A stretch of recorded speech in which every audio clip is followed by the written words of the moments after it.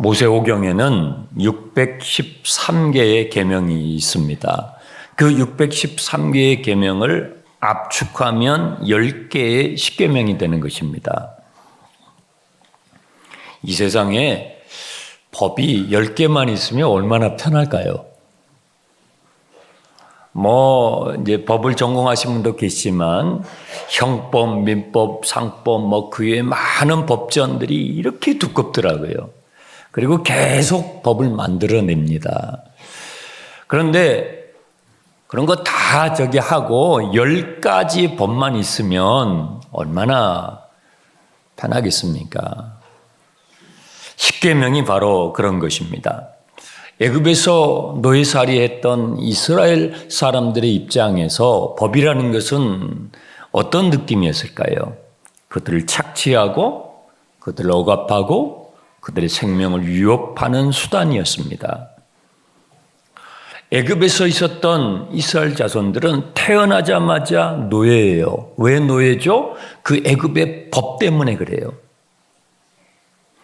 애굽의 법 안에서 유대인들은 그냥 태어나면 노예예요. 사내 아이들은요, 그 법 때문에 생명의 위협을 경험해요. 나일강에 던져지는 거죠. 모세도 그 중에 한 사람이었습니다. 그러니까 이 이스라엘 사람들에게 법은요, 너무 위험천만한 것이었던 거죠. 근데 하나님께서 지금 시내산에서 주시는 이 십계명은 그런 애굽의 법이 아니에요. 하나님은 애굽 왕과 같은 그런 바로와 같은 분이 아니시죠. 이것은 혼인 서양문과 같은 거라고 제가 설명을 했습니다. 이것을 잘 준수하면 하나님은 우리의 신랑이 되시고 이스라엘은 하나님의 신부로서 존귀한 존재요, 제사장 나라요, 거룩한 백성으로서의 그들의 정체성을 가지고 살게 된다는 것이죠. 첫 번째 계명이 어제 우리가 나눴습니다. 너는 내 앞에 다른 신들을 두지 말라. 여러분, 신랑과 신부가 결혼을 하는데 신랑을 가장 모독하게 하는 신부의 행위가 무엇일까요? 신부가 신랑을 제껴놓고 다른 대상에게 눈이 맞아서 바람을 피는 거죠. 그것은 신부가 신랑에게 할 수 있는 최대의 모독이죠. 그렇죠? 너는 내 앞에 다른 신을 두지 말라. 그 말이 그 말이에요. 너는 나의 신부가 되니 너는 내 앞에 그 어떤 신들을 두지 말아라. 나를 신랑으로 대해달라는 것이죠. 여러분, 내가 사랑하는 대상, 내가 좋아하는 대상이 예배의 대상으로 둔갑할 때 그게 가짜신 우상이 되는 거예요. 우리는 어제 믿음의 조상 아브라함을 예를 들어서 그 부분을 나누었습니다. 예배는요, 하나님의 자리예요. 하나님만이 우리의 예배를 받으시기에 합당하십니다. 하나님만이 우리의 찬양을 받으시기에 합당하십니다.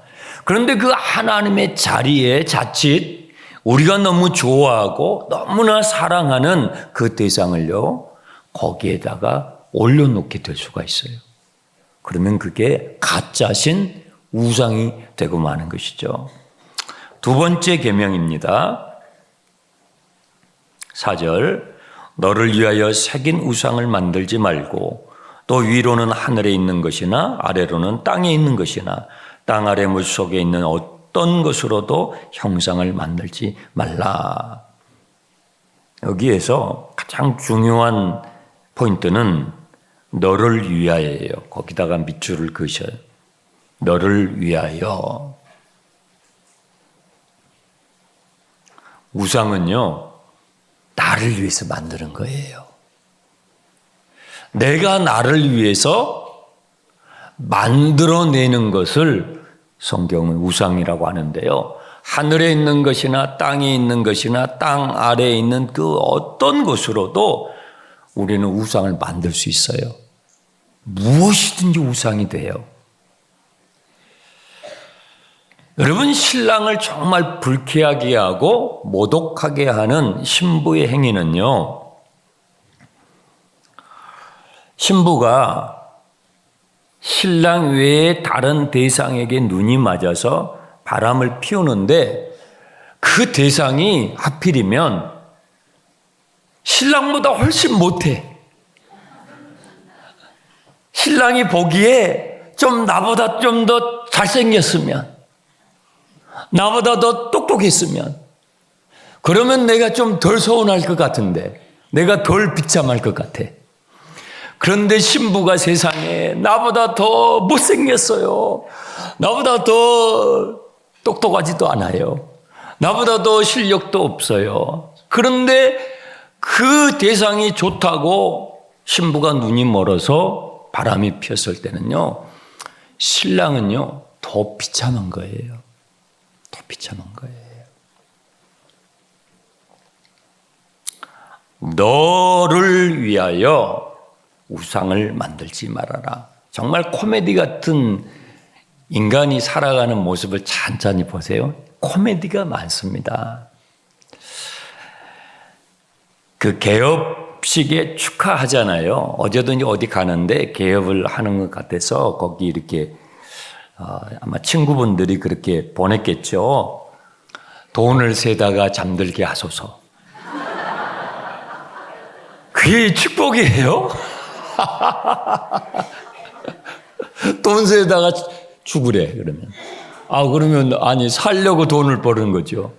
돈 세다가 죽으면 되겠어요? 코미디죠.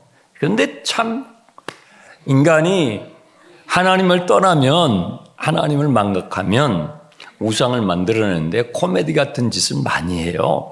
개업식에 가잖아요. 그러면 다 그래도 이렇게 정장을 하고 축하하는 마음에 가는데 상을 차려놔요. 근데 그 상에 꼭 돼지 머리가 있어요. 그 돼지 머리에다가, 돼지의 입에다가 5만 원짜리, 1만 원짜리를 물립니다.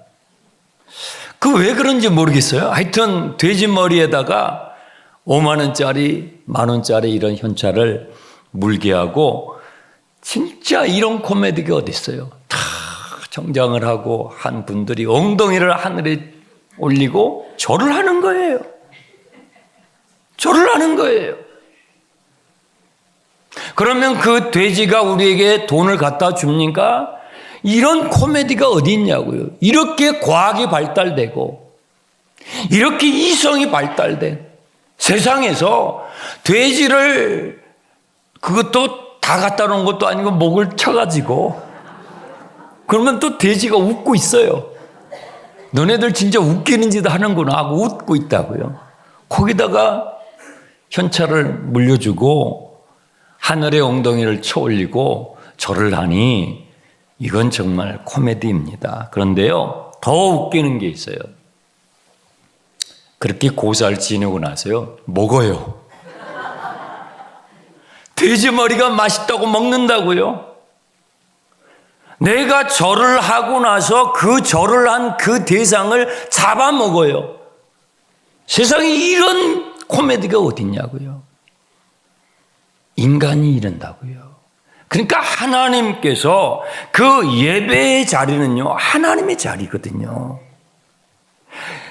절을 한다는 것은 예배 행위예요. 숭배 행위잖아요. 그 자리는 하나님의 자리인데 그 자리에다가 하나님과 비교도 할 수 없는, 신랑과 비교도 할 수 없는 그 대상을 올려놓고 절을 한 다음에 또 그걸 잡아먹어요. 이런 비참한 이런 코미디가 어디 있냐고요. 이게 인간이에요. 얼마나 바보스러운지 몰라요. 인간은 자신을 위하여 우상을 제조합니다. 그래서 결국은요, 하나님의 자리에 나를 앉히는 거예요. 너를 위하여 우상을 만들지 말라. 그걸 여러분이 묵상을 해보세요. 결국은 하나님의 자리에다가 나를 앉히고 내가 나를 숭배하는 거예요. 내가 나를 숭배하는 거라니까요. 그게 우상 행위예요. 내가 나를 경배하고요. 교묘하게 하나님을 이용해요. 교묘하게 하나님을 이용해서 나를 그 자리에 앉혀놓고 내가 나를 숭배하는 행위가 우상 행위예요. 어처구니가 없는 거예요. 이것은 아담이 걸어갔던 길입니다. 뱀이 아담과 하와를 꾀입니다. 어떻게 해요? 너도 하나님처럼 될 수 있어. 너도 하나님처럼 될 수 있다니까. 그 하나님의 자리에 나를 앉히고 그리고 내가 나를 경배하는, 여러분, 하나님이 창조하신 피조물 가운데 인간만이 자기를 우상화해요. 여러분, 강아지가, 여러분 집에 키우는 강아지가 자기를 우상하는 거 봤어요? 하나님께서 창조하신 피조물 가운데서 인간만이 자기를 우상화하고 신격화해요. 하나님의 자리를 탐해요. 나를 그 자리에 올려놓고 내가 나를 숭배하는 거예요. 마태복음 7장은요, 예수님의 유명한 산상수훈입니다. 산상설교입니다. 5장, 6장, 7장이 전체가 주님의 산상설교인데 그 마지막 결론 부분에 해당되는 마태복음 7장 끝부분을 보면, 자, 화면을 띄워주세요. 함께 읽어보겠습니다. 그날에 많은 사람이 나더러 이르되 주여 주여 우리가 주의 이름으로 선지자 노릇하며 주의 이름으로 귀신을 쫓아내며 주의 이름으로 많은 권능을 행하지 아니하였나이까 하리니. 자, 그날에, 이 성경에 그날에 하면 여호와의 날, 구약 성경에는 여호와의 날, the day of the Lord, 여호와의 날. 근데 주님께서 신약 성경에는 그날에 이렇게 표현을 하세요. 주님의 재림의 날을 말하는 것입니다. 사람들이 주님 앞에 모여와가지고 다시 오신 주님 앞에 주님 오셨군요. 드디어 주님 오셨군요. 제가 주님의 이름으로 선지자 역할을 했습니다. 제가 주님의 이름으로 귀신을 쫓아내는 능력을 행했지요. 제가 주님의 이름으로 병자들을 고쳐줬지요. 제가 주님의 이름으로 구제를 하고 전도를 하고 선교를 하고 예배당을 짓고 했지요. 그러면 우리가 뭘 기대해요? 정말 수고했구나. 정말 고생했다. 너에게 정말 큰 상이 있을 거야. 이걸 우리가 기대하는 거 아니겠습니까? 그런데 주님께서요, 충격적인 말씀하세요. 그 다음 구절 함께 읽습니다.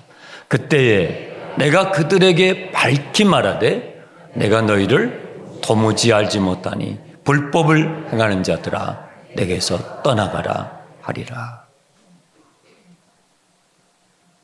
충격적인 선언을 하시는 거예요. 그러면 도대체 이 사람들은 뭐 한 거예요? 선지자였어요. 주님의 이름으로, 지금식으로 말하면 목회자였겠죠? 장로, 권사, 안수집사였겠죠? 지금의 기준으로 표현을 하면. 그러면 도대체 뭐 한 거예요? 주님은 충격적인 선언을 하시는 거예요. 난 너 몰라. 직분이 우상이 될 수 있어요. 내가 주님의 이름으로 귀신을 쫓아내고 병자를 고쳤습니다. 전도를 열심히 했습니다. 선교를 열심히 하고 구제를 열심히 하고 봉사도 열심히 했습니다. 예배당도 많이 지었습니다. 직분이 우상이 될 수 있고요. 사역이 우상이 될 수도 있어요.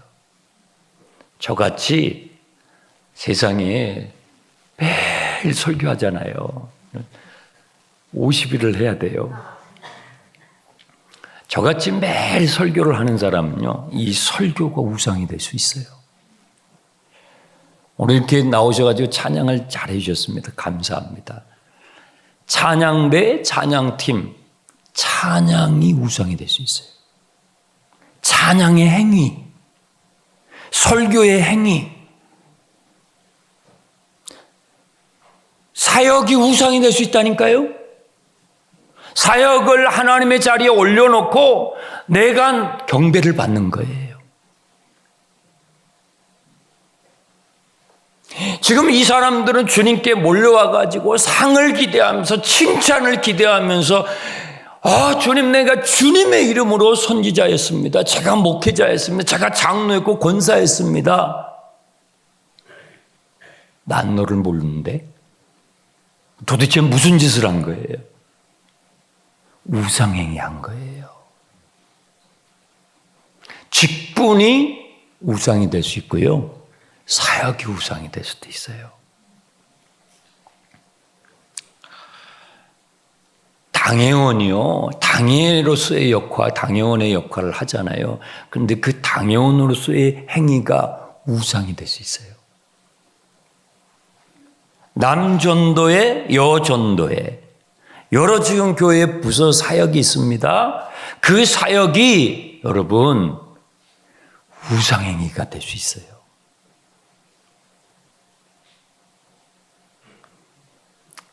그것이 누구를 위한 것인가? 내가 지금 누구를 위해서 이걸 하고 있는가? 여러분 질문하셔야 돼요. 하나님을 위해서 하고 있는가? 나를 위해서 하고 있는가? 하나님을 위해서 내가 하고 있는가? 아니면 나를 그 자리에 올려놓고 내가 지금 숭배를 받고 있는가? 내가 높임을 받고 있는가? 여러분 잘 따져봐야 돼요. 이 충격적인 선언을 여러분이 받을 수 있다고요. 주님은요, 우리 안에 있는 우상을 제거하셔요. 이게 성결이에요. 이걸 성화라고 하는 거예요. 우리는요, 우리의 타락한 마음은요, 끊임없이 우상을 만들어내요. 세상에 하늘에 있는 것이나 땅에 있는 것이나 땅 안에 있는 것이나 나에게 유리하는 것 같고 나를 높이는 것 같으면 그걸 둔갑시켜가지고 하나님 자리에 떡 올려놓고요. 그리고 내가 숭배를 받는 거예요. 모든 것이 우상의 행위가 될 수가 있어요. 그것을 제거하는 것이 성결이에요. 그것을 하나씩 무너뜨리는 것이 성화, 거룩해져가는 하나님을 닮아가는 신앙생활이에요. 그런데요, 그것은 마치 어떤 것과 같으냐면요, 그것은 마치 주님이 나를 죽이시는 것 같은 거예요. 얼마나 고통스러운지 몰라요. 다른 사람은 눈치를 못 채요. 그런데 아브라함의 우상이 이삭이라는 걸 주님이 정확하게 지목하시잖아요. 사라를 말했으면은 아브라함이 시험 안 된다니까요.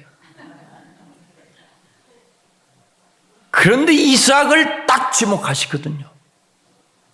아브라함 그걸 알았어요. 아침에 일찍 일어나서 이삭을 데리고 가는 거예요.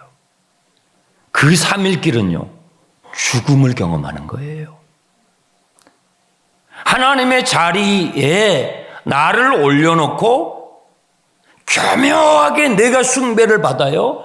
그런데 하나님께서 어느 날 내 안에 내가 만들어 놓은 그 우상을 허물어뜨릴 때에 내가 어떤 걸 겪냐면요, 마치 나를 죽이시는 것 같은 고통을 겪어요. 얼마나 고통스러운지 몰라요. 모리아 산을 향해서 걸어가는 아브라함의 고통은요, 그야말로 죽음을 겪는 거예요. 내가 만들어 놓은 우상을 무너뜨릴 때 우리는 죽음을 경험합니다. 죽어야 살아요. 예수 안에서 죽고 예수 안에서 살아야 여러분 진짜 사는 거예요. 저는 목회하면서요, 주님께서 저에게 그런 일을 행하시는 걸 겪었어요. 저도 모르게 내가 사랑하고 내가 애착을 갖고 내가 소중히 여기는 바로 그 대상이 하나님의 자리에 떡 올라갈 수가 있어요. 그러면 주님께서 어느 날 그것을 지적하셔요. 그리고 그것을 내려놓게 하실 때 얼마나 고통스러운지 몰라요. 얼마나 나를 부서뜨리는지 몰라요. 제가 지금 말씀드리는 걸 무엇을 의미하는지 이해가 되시는 분들이 계실 거예요. 그건 주님이 여러분을 사랑하시는 것입니다. 오늘 본문 말씀에 나는 질투하는 하나님이라고 그랬어요. 여러분, 세상에 하나님이 질투를 하셔? 아이고, 하나님의 이미지와 질투가 안 맞는 것 같잖아요. 그렇죠? 아니에요. 그렇지 않아요. 여러분의 남편이 여러분이 바람을 피는데 아무렇지도 않아. 여러분의 신부가 여러분이 바람을 피는데 다른 대상에게 마음을 주고 바람을 피는데 아무렇지도 않아요. 그럼 뭐예요? 여러분을 사랑하는 게 아니에요.